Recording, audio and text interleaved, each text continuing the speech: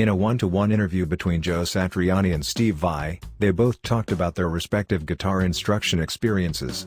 In the course of their chat, Vai relates a story about how Satriani once shut him down when he didn't prepare for his guitar lesson, and how that became, as he says, probably the most pivotal experience in my musical career. Here is a small clip from the chat they both had. And yeah, you made a mistake, the lesson was over. Wow. And that happened to me once with you. Really? Yeah, like my second or third lesson.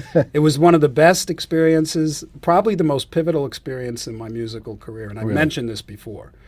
There's a long story that I won't bore you with now, but I always had this kind of block, like I mentioned, with the ability to memorize things. I never really, and one of my first lessons, you wrote, memorize all the notes on the guitar.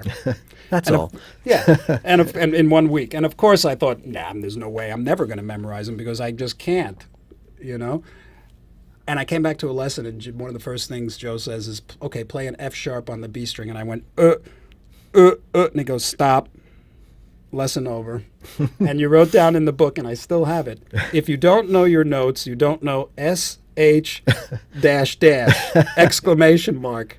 And sent me home. Wow. It was great. And the walk home was one of the most turning points in my life, because I decided I am never, ever going to show up not completely prepared. So it's so funny how little things can have such a profound impact. That's true. That's true. In an interview with Guitar World, Steve Vai talked with Tosin Abasi on how he discovered his music and his band, Animals as Leaders.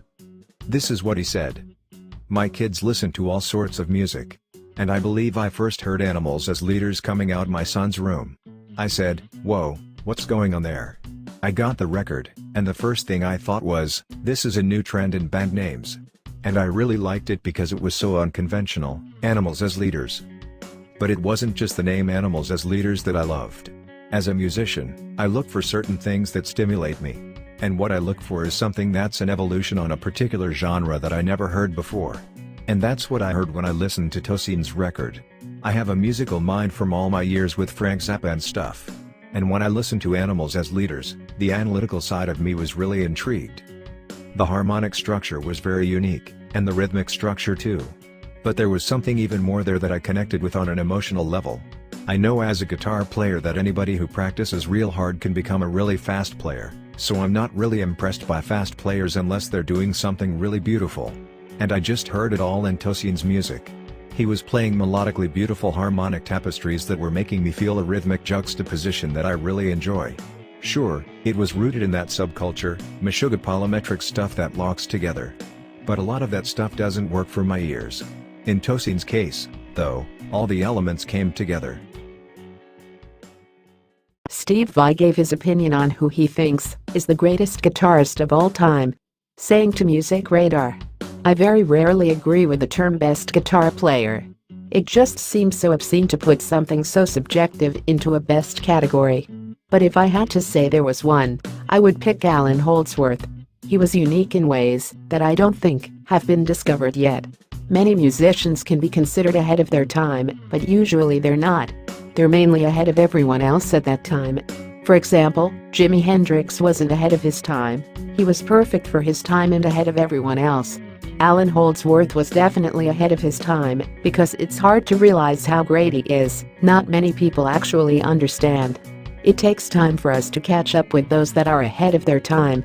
I would not be surprised if in 100 years from now, if people are still even listening to guitar, which I suspect they will be, he'll be singled out as the one alone, so to speak. The way he uses the whole tone scale is like his own baby shoes. It's so easy for him. His thought process was phenomenal.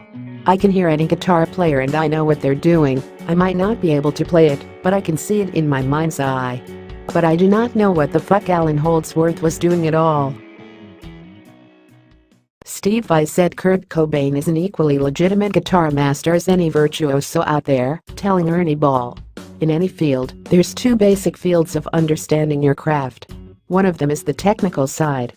For someone like Allan Holdsworth, his desire for having a particular technique for getting his point across was different than Kurt Cobain's. They're both valid because they're both individuals that have a particular message.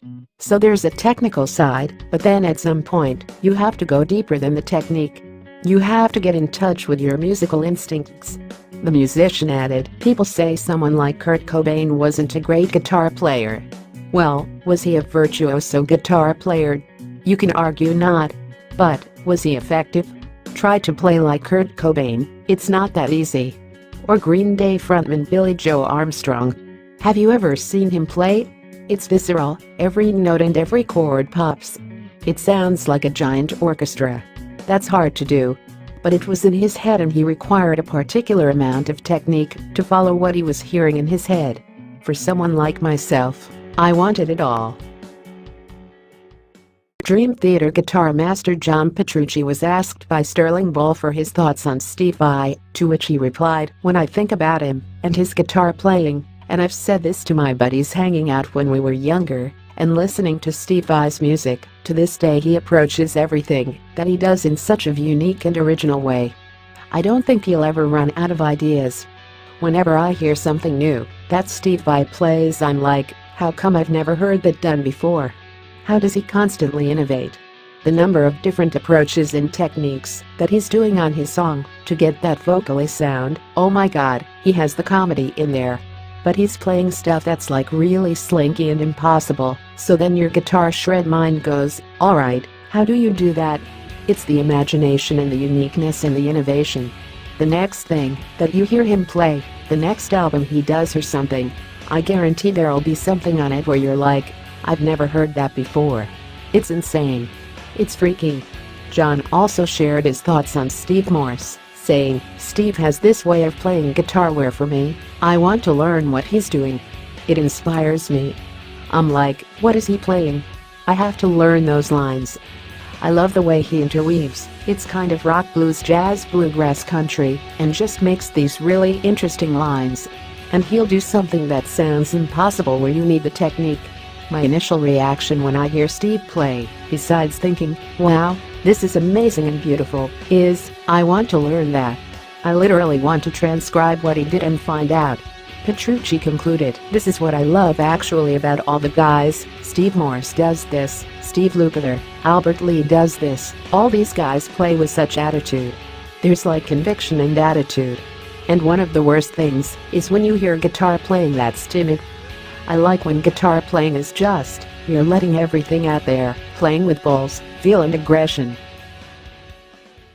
One of the things that I don't think it's sort of recognized enough is your contribution to the instrument itself, the creation of the Gem guitar, which, is that 25th anniversary this year as well? The creation? 30th year, sorry.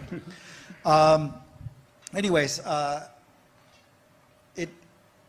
it was a total game changer, and many of the electric guitars that we play today and people that are making guitars owe a debt of gratitude to Steve's vision on the Gem. Could you tell me a little bit of how you created it? Yeah. And I think also the point I was getting at is Tosin plays an 8-string guitar, right? 9-string guitar. I think it's, no, 8. 8. Sorry. So anyways, you also introduced Gem, also the extra string, which has become such an important part of many young players today. Yeah. Well, it was very innocent because when I was young, I loved Strats because they had a whammy bar. Yeah. And I knew I had to have a whammy bar. As soon as I saw what a whammy bar does when I was a kid, I said, okay, there I am. That's it. But I didn't like the way they sounded. They weren't rock and roll to me. You know, they weren't Led Zeppelin, you know, or Black Sabbath or something like that. So I loved Les Pauls. I liked the way they sounded, but I couldn't sit with them. I couldn't play them very well. And so working with Frank would get an idea for something and he would just do it. You know, he didn't make any excuses, and he wasn't afraid to do all sorts of things to a guitar. So I was so young, you know, I was 18 when I started working for him, and then 20 when I joined the band and started touring. So it was impressionable. So I learned if you want to do something, you just do it, you know. So I was thinking I'd like to build a guitar, and I wasn't quite sure what,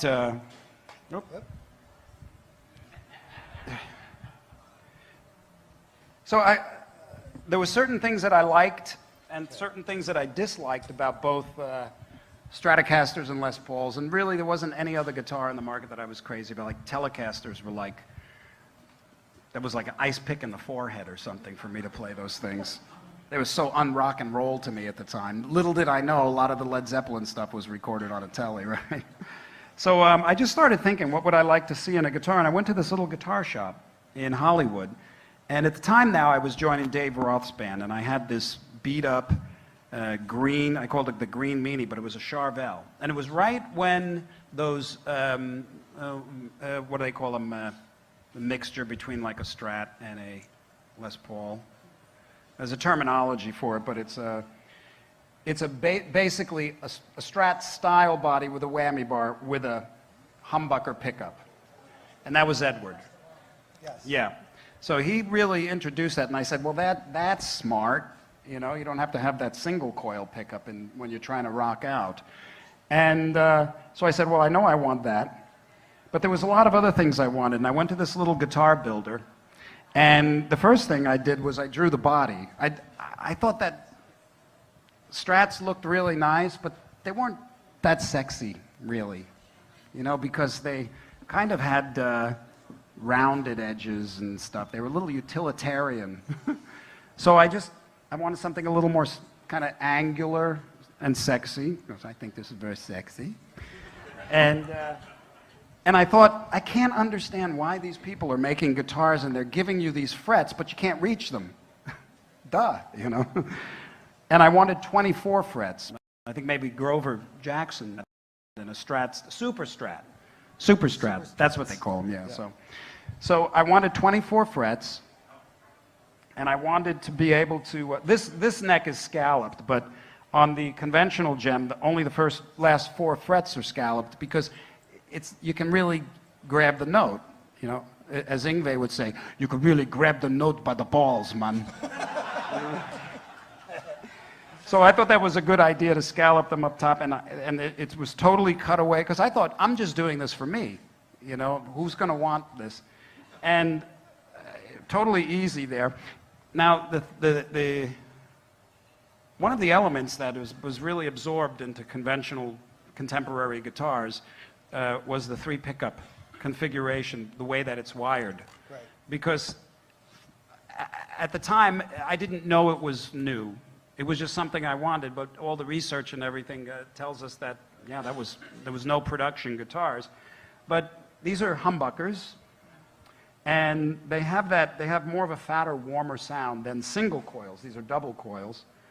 But one of the great things about a Stratocaster that I loved is they all have single coils, and when you put 2 single coils on at once, like this one and that one, it's a completely different tone. It's like a tubey, kind of warm. The Hendrixy kind of thing. The Little Wing sound. Yes. Yes. And you can't get that with these conventional humbuckers at the time. So I came up with this idea to split the coil, so when I'm in this position, I get the full-on humbucker, which I loved.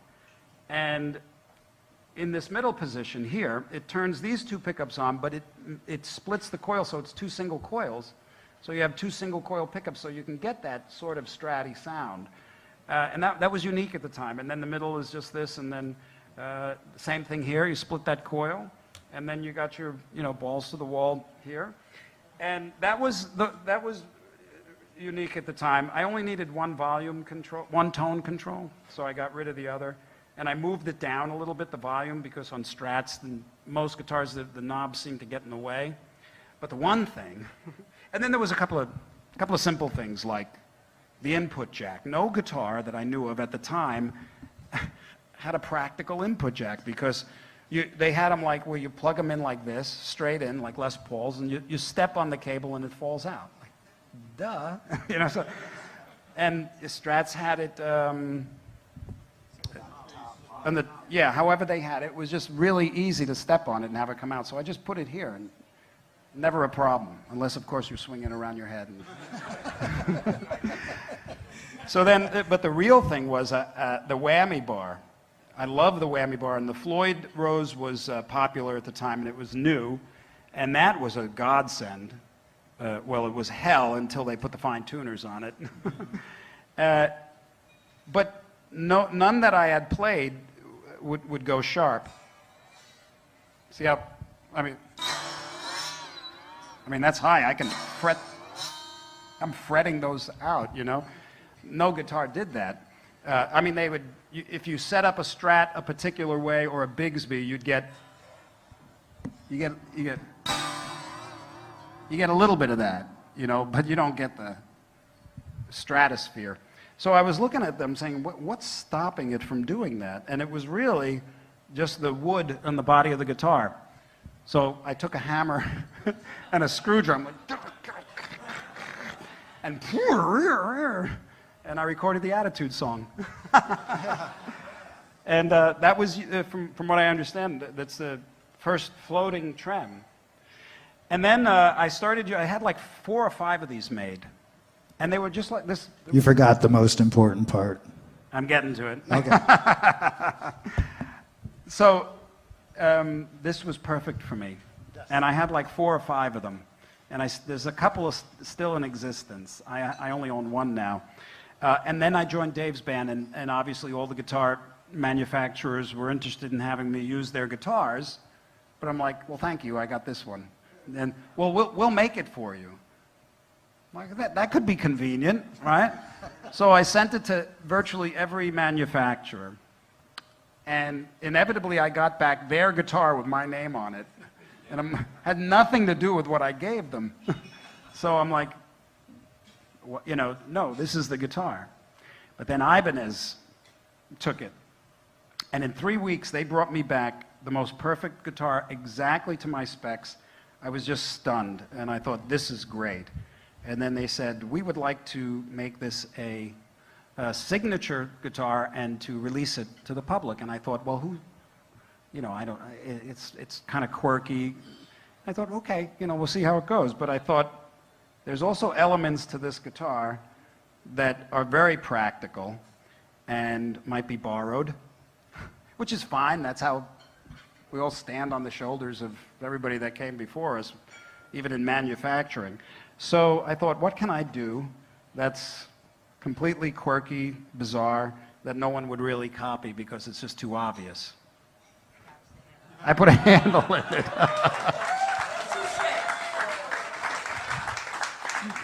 Yeah. And originally I did it, my friend Joe Satriani, it was a great, my best friend from Long Island, he's a guitar builder too. And he did it for me in my earlier guitars. But I thought that it would be just great to be able to pose with it, you know. And of course, one of my favorite things is give the one little evil eye through the hole in the guitar. So that's how it came about. And I have to tell you that I was stunned at the success of this. To this day, frankly, and confidentially, don't tell anybody, 30 years, and and of course you get a royalty because I designed it. I got my biggest royalty check in 30 years last quarter. Wow. This guitar. That's how the guitar is so consistent.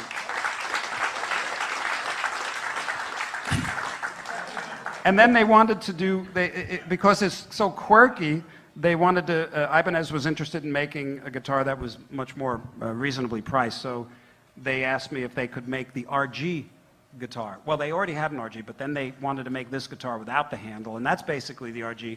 And that has gone on to be the second, usually third, but the second biggest selling guitar, you know, year after year. And then a few years after they gave me this, I came up with the idea to put the 7th string on it, and God knows what happened there.